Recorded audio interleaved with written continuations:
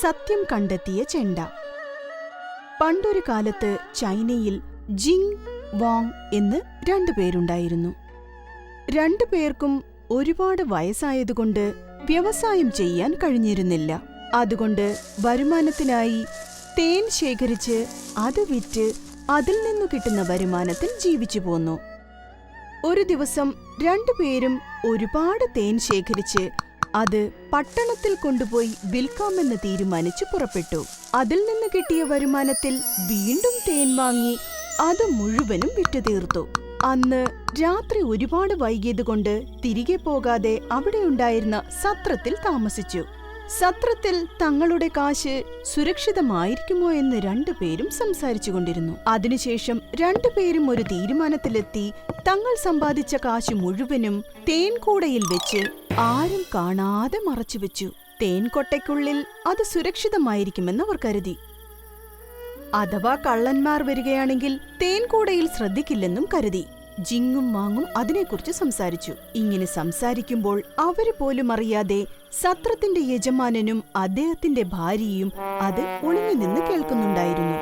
ജിങ് Wang രണ്ടുപേരും തങ്ങളുടെ കാശ് തേൻകൂടയിൽ വെച്ചിട്ട് സുഖമായിട്ട് കിടന്നുറങ്ങി. സത്രത്തിന്റെ യജമാനൻ രാത്രി വൈകിക്കഴിഞ്ഞപ്പോൾ ശബ്ദമുണ്ടാക്കാതെ അവരുടെ മുറിയിലേക്ക് വന്ന് കൊട്ടയിൽ മറച്ചുവെച്ചിരുന്ന പണക്കിഴി അവരറിയാതെ എടുത്തുകൊണ്ടുപോയി. ജിങ് വാങ് രണ്ടുപേരും അടുത്ത ദിവസം കാലത്ത് തേൻകൂടയിൽ വന്ന് നോക്കിയപ്പോൾ അതിൽ പണക്കിഴി ഉണ്ടായിരുന്നില്ല. രണ്ടുപേരും വല്ലാതെ വിഷമിച്ചു. കുറച്ചു കഴിഞ്ഞ് ആലോചിച്ചു നോക്കിയപ്പോൾ അവർക്ക് ഒരു കാര്യം മനസ്സിലായി.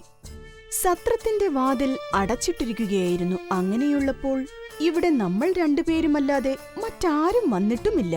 അങ്ങനെയുള്ളപ്പോൾ സത്രത്തിന്റെ യജമാനനും അദ്ദേഹത്തിന്റെ ഭാര്യയുമായിരിക്കണം നമ്മുടെ പണക്കിഴി മോഷ്ടിച്ചത് എന്ന് പറഞ്ഞു.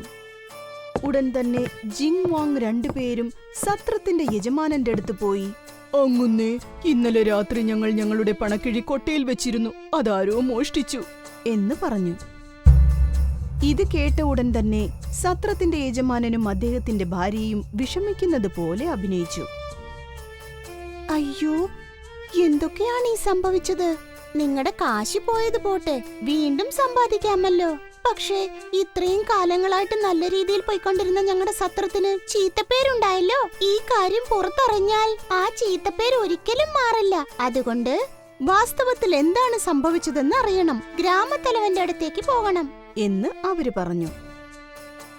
4 പേരും ഒരുമിച്ച് ഗ്രാമത്തലവന്റെ വീട്ടിലേക്ക് പരിഹാരമുണ്ടാക്കാനായി പോയി.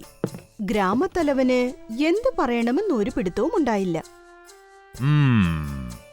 ആ പട്ടണത്തിൽ യങ് എന്നു പേരുള്ള ഒരു യുവാവുണ്ടായിരുന്നു. അവൻ എത്ര ബുദ്ധിമുട്ടുള്ള പ്രശ്നമാണെങ്കിലും അതിനൊക്കെ നല്ല പരിഹാരങ്ങൾ നിർദ്ദേശിച്ചിരുന്നു. അതുകൊണ്ട് ഗ്രാമത്തലവൻ യങ്ങിനെ വിളിപ്പിച്ചു. "യങ്, നീ നിന്റെ ബുദ്ധി ഉപയോഗിച്ച് ഈ പ്രശ്നത്തിന് ഒരു പരിഹാരം നിർദ്ദേശിക്കൂ. അവരുടെ പ്രശ്നങ്ങൾ അവർ തന്നെ പറയും" എന്ന് ഗ്രാമത്തലവൻ പറഞ്ഞു. അപ്പോൾ യങ് വാങ് രണ്ടുപേരും തേൻ വിറ്റ് അതിൽ നിന്ന് കിട്ടിയ ലാഭം സത്രത്തിൽ വെച്ചിട്ട് കിടന്നുറങ്ങിയപ്പോൾ അടുത്ത ദിവസം കാണാതെ പോയതുമായ എല്ലാ കാര്യങ്ങളും യങ്ങിനോട് പറഞ്ഞു. അതിനുശേഷം സത്രത്തിന്റെ യജമാനനും അദ്ദേഹത്തിന്റെ ഭാര്യയും പറഞ്ഞു, "അങ്ങുന്നേ, അവര് രണ്ടുപേരും പറയുന്നത് വിശ്വസിക്കരുത്. അവര് പറയുന്ന കാര്യങ്ങൾ ഒന്നും തന്നെ സത്യമല്ല. ആ സത്രമല്ലാതെ ഞങ്ങൾക്ക് മറ്റൊരു വരുമാനവുമില്ല. ഈ 2 കിളവന്മാരും ഞങ്ങളുടെ മേൽ കുറ്റം ആരോപിക്കുകയാണ്. ഇത് ഞങ്ങൾക്കും ഞങ്ങളുടെ സത്രത്തിനും ഒരുപാട് ചീത്തപ്പേരുണ്ടാക്കും. സത്യം പറയുകയാണെങ്കിൽ അവരുടെ പണം കാണാതെ പോയോ ഇല്ലയോ എന്ന് പോലും അറിയില്ല.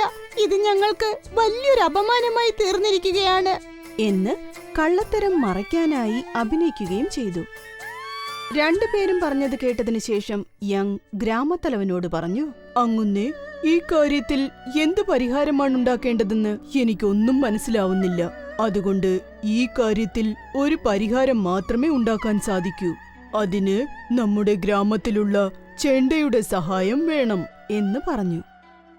അതിന് ഗ്രാമത്തലവൻ യങ്ങിനോട് പറഞ്ഞു, "നിനക്കും എനിക്കും സാധിക്കാത്ത കാര്യം ആ ചെണ്ടയ്ക്ക് ചെയ്യാൻ സാധിക്കുമോ?" എന്ന് അത്ഭുതത്തോടെ ചോദിച്ചു. അതിന് യങ്, "ഞാൻ പറയുന്നത് സത്യമാണ്. ആ ചെണ്ടയ്ക്ക് ഒരുപാട് അത്ഭുതങ്ങളുണ്ട്. അതുകൊണ്ടാണ് നമ്മുടെ മുത്തശ്ശന്മാർ 4 തൂണുകൾക്കിടയിൽ ആ ചെണ്ട കൊണ്ടുപോയി വെച്ചിരിക്കുന്നത്. ആ ചെണ്ട പല പ്രശ്നങ്ങൾക്കും പരിഹാരം പറഞ്ഞിട്ടുണ്ട് എന്ന് പറഞ്ഞു. അതിന് ഗ്രാമത്തലവൻ, അതിരിക്കട്ടെ, ഈ കാര്യത്തിൽ ചെണ്ട എങ്ങനെയാണ് പരിഹാരമുണ്ടാക്കുക എന്ന് ചോദിച്ചു. അതിന് യങ്, അവര് പറയുന്നതിൽ സത്യമുണ്ടെങ്കിൽ അതെടുത്തുകൊണ്ട് നടക്കുമ്പോൾ ചെണ്ട തന്നെത്താൻ ശബ്ദമുണ്ടാക്കും. ഒരുപക്ഷെ അവര് പറയുന്നത് കള്ളമാണെങ്കിൽ അതെത്ര ദൂരം എടുത്തുകൊണ്ട് നടന്നാലും ശബ്ദമുണ്ടാവില്ല എന്ന് പറഞ്ഞു. ഗ്രാമത്തലവന് യങ് പറഞ്ഞതിൽ വലിയ വിശ്വാസമുണ്ടായിരുന്നില്ല. എന്നാൽ ബുദ്ധിമാനായ യങ് ഒരു കാര്യം പറയുന്നുണ്ടെങ്കിൽ അതിലെന്തെങ്കിലും ഒരു കാര്യമുണ്ടാവുമെന്ന്. നാളെ രാവിലെ നിങ്ങൾ 2 പേരും ചേർന്ന് ഗ്രാമമധ്യത്തുള്ള ചെണ്ട ഇവിടം വരെ എടുത്തുകൊണ്ടുവരണം. അതിനുശേഷം എന്താണ് സംഭവിക്കുന്നതെന്ന് നോക്കാം എന്ന് പറഞ്ഞു.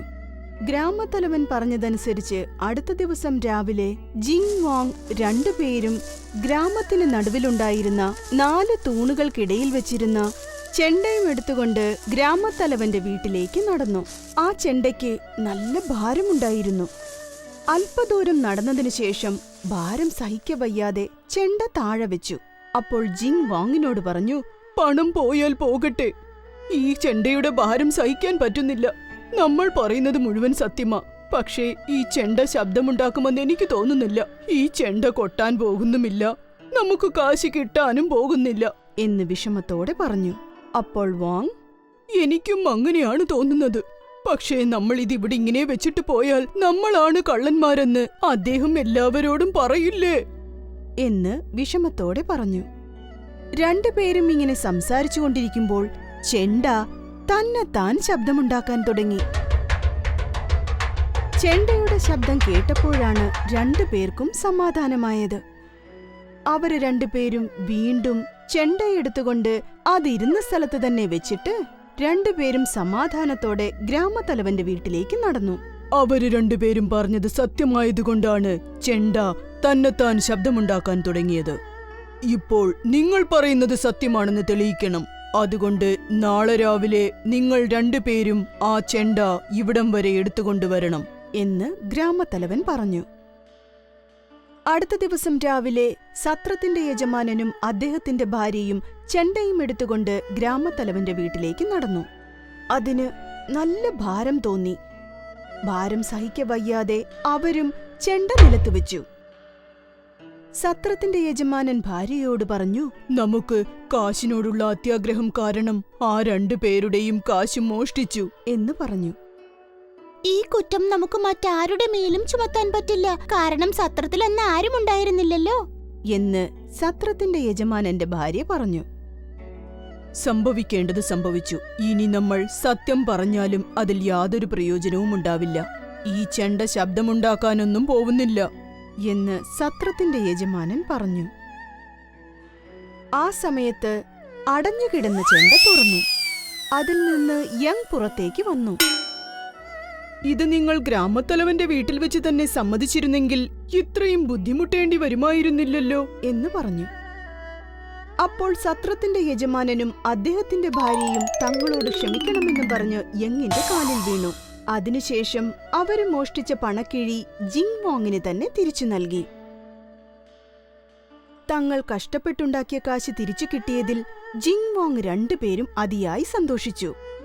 കൃത്യസമയത്ത് ബുദ്ധി ഉപയോഗിച്ച് തങ്ങൾക്കൊരു പരിഹാരം കണ്ടെത്തിയതിൽ ഗ്രാമത്തലവൻ യങ്ങിനെ പ്രശംസിക്കുക മാത്രമല്ല, അവന് നല്ലൊരു സമ്മാനം നൽകുകയും ചെയ്തു.